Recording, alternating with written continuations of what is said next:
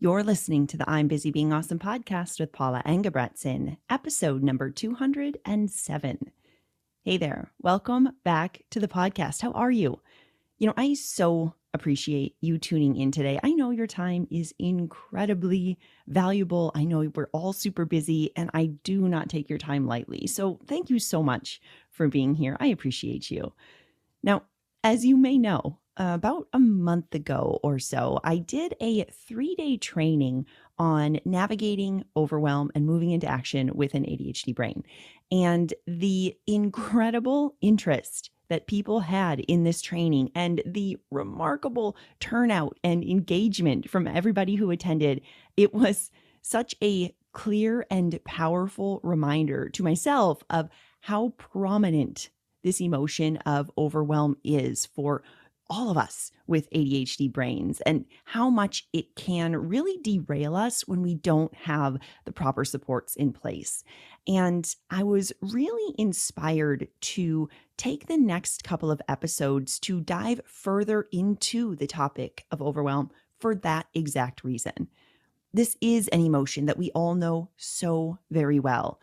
And in fact, ADHD brains are prone to experience overwhelm more often than someone without an ADHD brain.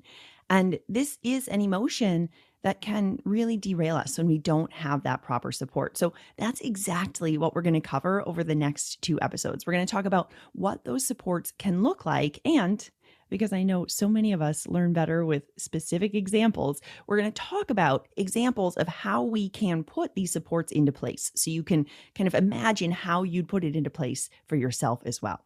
Now, to prepare for this episode myself, I decided to read through all of the different comments that people shared in the chat during that 3-day training. And I figured if I'm going to share strategies to navigate overwhelm, I might as well use specific examples, real life examples from people in our Busy Awesome community.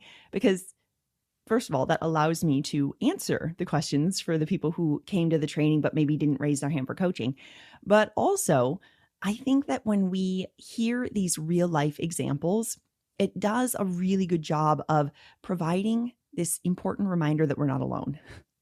And I say this because I'm guessing you're going to relate to each of the examples that we explore over the next 2 episodes. And each example I share was literally written down by somebody in our community less than a month ago, right? You're not alone. We're all navigating such similar situations.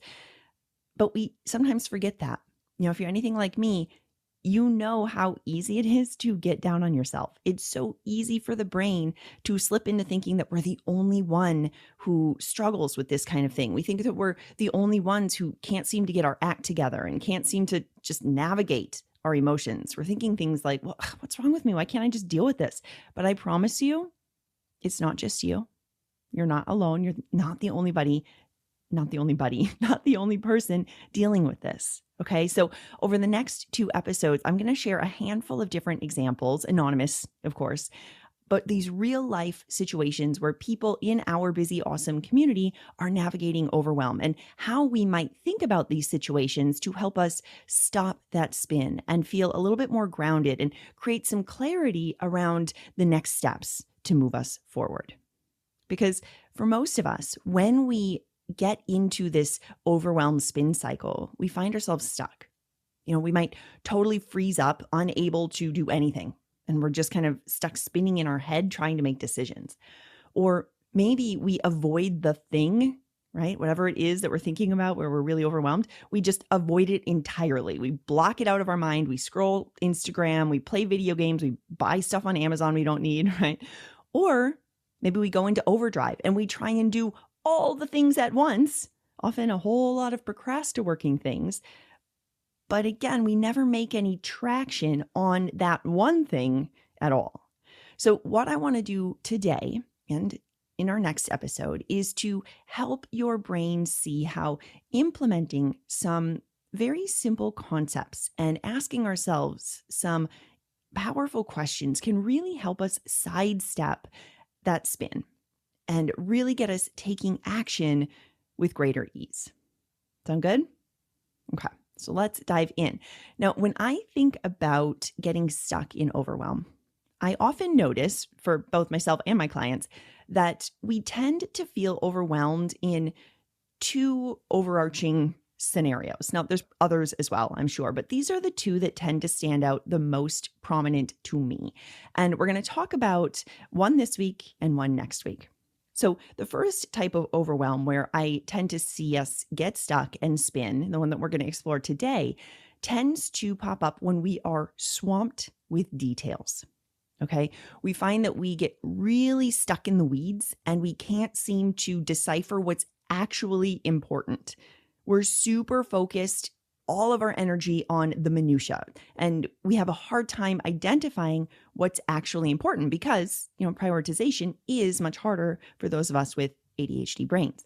Our brains have a really hard time distinguishing what matters from what doesn't. So essentially, it seems like all the tiny details that we're navigating or thinking about or trying to decide between matter.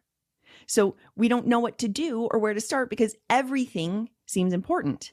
And when everything seemingly matters, nothing matters. And we get stuck. So that's the first type of overwhelm.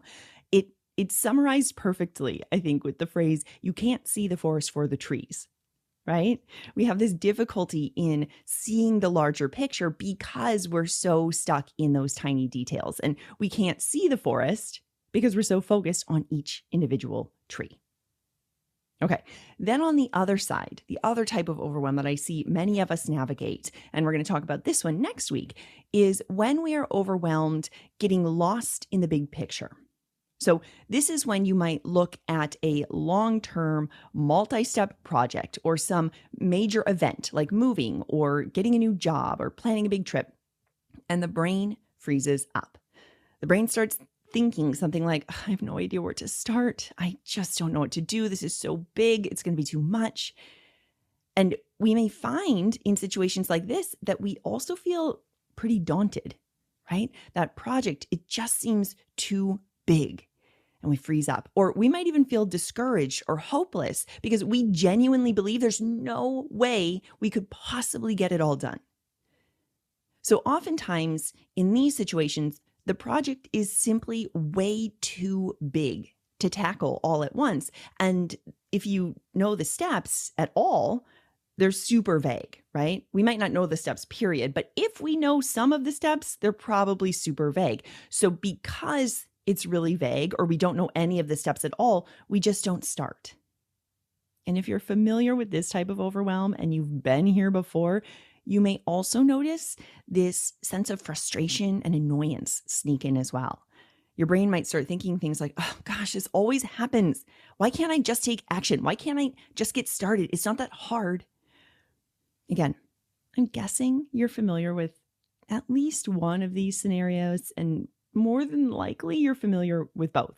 You've probably at some point in your life found yourself feeling overwhelmed thinking about all the tiny details. And you've probably also found yourself staring at a huge project, completely frozen, unsure of where to start. So what can we do?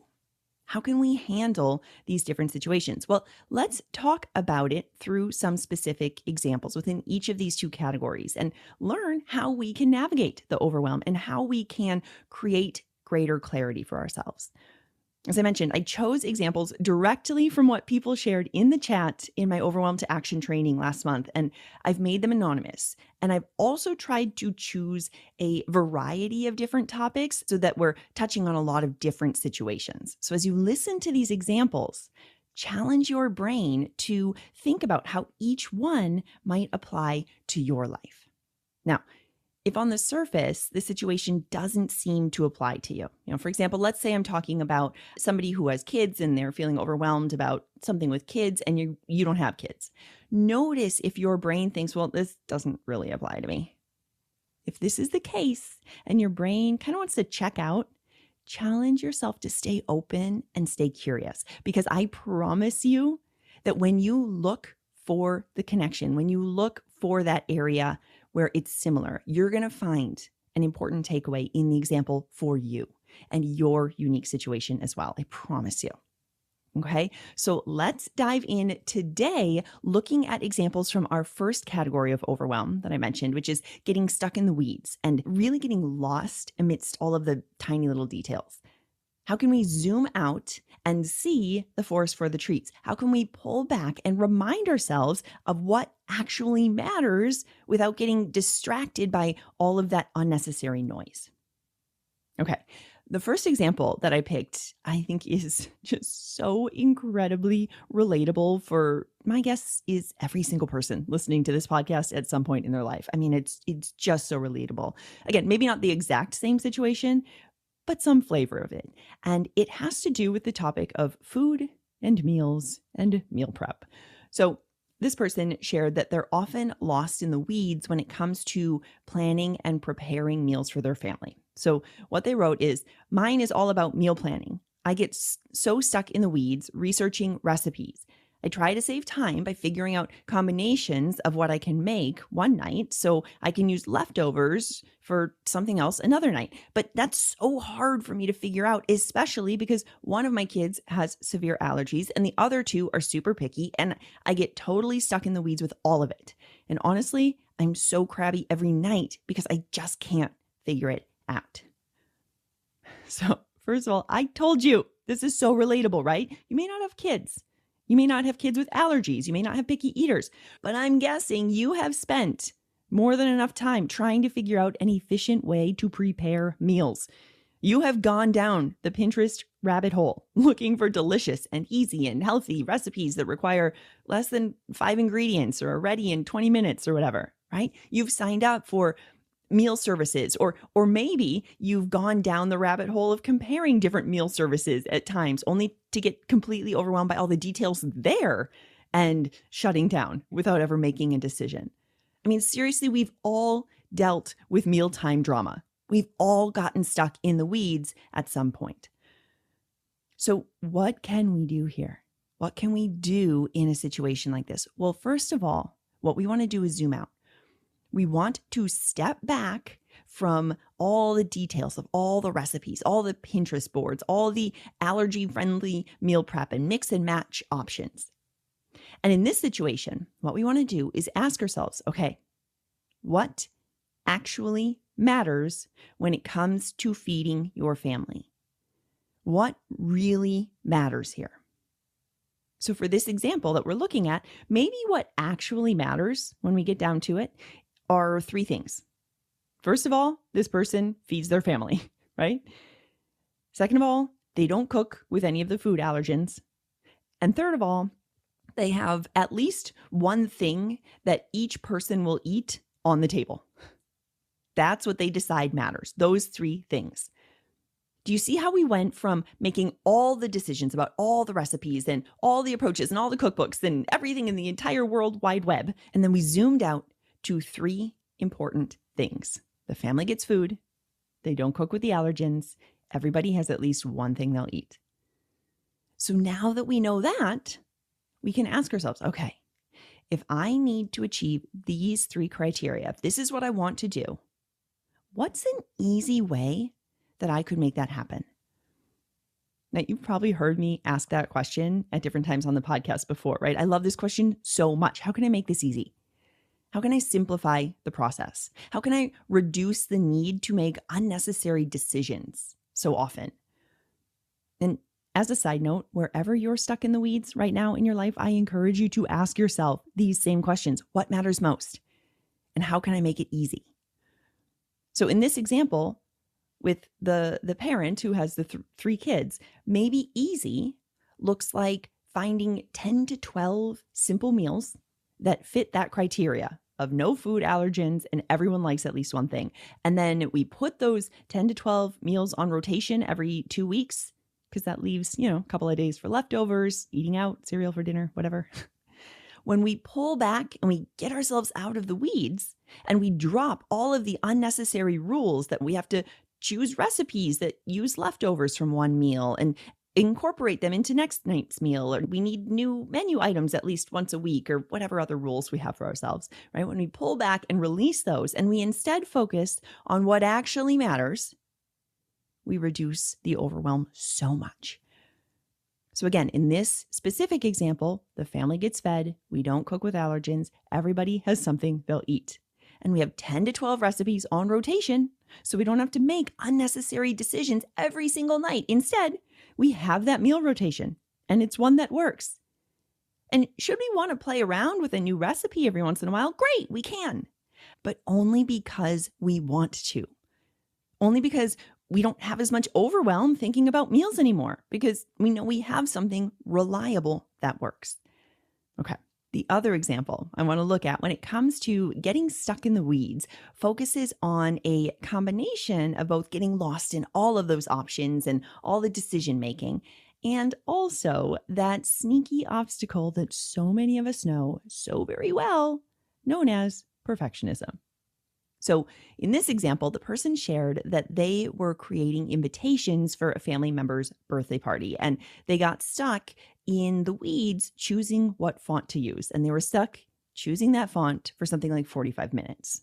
Okay. Somebody else in the chat shared something similar, mentioning that they spend entirely too much time on the details of customizing colors and fonts and formatting when they create their Excel spreadsheets. We all know this. You might be doing it with your planner. You might be doing it with filling out forms or whatever, but we all do this in different areas where we really let the perfectionism come in and we really zoom in on all of the tiny details in that minutia. So again, in both of these situations and so many others like them, whether you're making an invitation, you're creating an Excel spreadsheet, or doing your bullet journal, we can so easily get stuck in analysis paralysis, lost in the detail of all of the different options.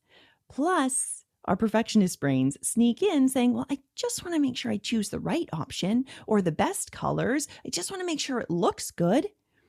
They're such innocent little thoughts, but they keep us so stuck. They keep us spinning, often for much longer than we'd like to. So again, let's look at how we can zoom out. How can we step back from the individual trees and actually see the forest? What actually matters here? So in situations like this, when we are navigating perfectionism and analysis paralysis, rather than asking myself, what does easy look like? I love to ask myself, what does done look like? Now, I like this question so much because it really helps the brain, again, step back and clarify what done is, which is something we never do. We really want to define what the complete project is, because when you do this, it's helping our brain remember what actually matters when we're creating invitations for a family member's birthday. What done looks like is having the invitations made with all of those important details, like what and who and where and when and how to RSVP. I'm willing to bet that your brain will rarely say something like, okay, well, done is that the invitation is printed using the Poppins font, size 14 bold with italics on these certain words. No, that's not what the answer is when we ask ourselves, what does done look like for these invitations? Right? Instead, when we answer the question about what done looks like, it's really providing this shortcut to our brain. It's helping our brain remember what actually matters when we're creating invitations for a family member's birthday. What is the party? Who's it for? Where is it? When is it? How do we RSVP? That's what matters. That's what needs to be on the invitation. And maybe if you're getting really specific about what done looks like, you also say, that the invitations are printed and addressed and sent out by XYZ date. Maybe that's what done looks like. But again, our definition of done usually does not include the specific font type or size or color. When we ask ourselves to answer, what does done look like? We help our brain identify what actually matters most. It's a workaround when we have all these different decisions. Now, additionally, I want to offer one more key step here if your brain tends to get stuck in the details. If you do find yourself feeling overwhelmed by trying to choose the quote unquote right or best option, okay? If you notice that perfectionism or hyperfocus kind of locks you into these tiny details and you're tweaking things for way longer than you'd like, first of all, I see you, I know it well. I encourage you to start practicing identifying those areas where you get stuck ahead of time. I encourage you to start building your awareness by asking yourself, okay, where do I usually get stuck in projects like this? Or where do I anticipate I might get stuck as I go through this process? And then take a minute and identify those specific areas, whether it's in choosing fonts or colors or formatting or choosing specific images or tweaking punctuation and sentence structure, whatever it is. You know your brain, okay? So identify those areas where you might spend more time than you'd like to making all of these small adjustments. And then from there, take a minute to identify what done looks like for that particular project. So again, done looks like the invitations printed with the key what, who, where, when, and RSVP on them, and they're addressed and they're ready to send out by Monday or whatever. Or done is a new Excel spreadsheet with the key data points at the top and the equations working properly. So when we enter data, everything is calculated in the right way. That's what done is. Okay? So we want to identify where we get stuck or where we might get stuck. Then we want to identify what done is. And finally, we throw your brain a bone, which is what? What a weird analogy. We're not actually throwing your brain a bone. Stay with me. Okay. We're going to create time for both things. We're not going to tell your brain, get over it. Stop caring about fonts. Stop caring about colors. Stop caring about what stuff looks like. No, that's silly. We're not going to make ourselves write everything in Times New Roman 12 font for everything forever and ever. No, that's ridiculous. Okay. It matters to you. You just don't want to spend so much time getting lost in it, especially before you've done any of the other important work, the stuff that matters most. Okay. So what we want to do is intentionally create time for both, for the things that matter most, for what done looks like, and for the aesthetic look of things. So how do we do this? Well, this is where you make an agreement with your toddler brain and you say something like, okay, brain, this is what done looks like. And with projects like this, I do tend to get stuck when I'm choosing the colors and the fonts. So let's get to done first before I do anything with the colors or the fonts. That way, everything is technically ready to go. And then I can take X amount of time, right? 15 minutes after I reach quote unquote done to play around with the different colors and font options. And whatever option I like best at the end of those 15 minutes is what I go with. So again, I'm not saying we can't make time for the details. Those matter. Of course they matter. But we also know we don't want to spend all of our time focused on them. By getting the project to where it has all the necessary information that it technically needs to be complete, you've done the heavy lifting on the front end. And you're also allowing your brain some time to play around with the aesthetics and the details within a specified container of time. And that last part is so key.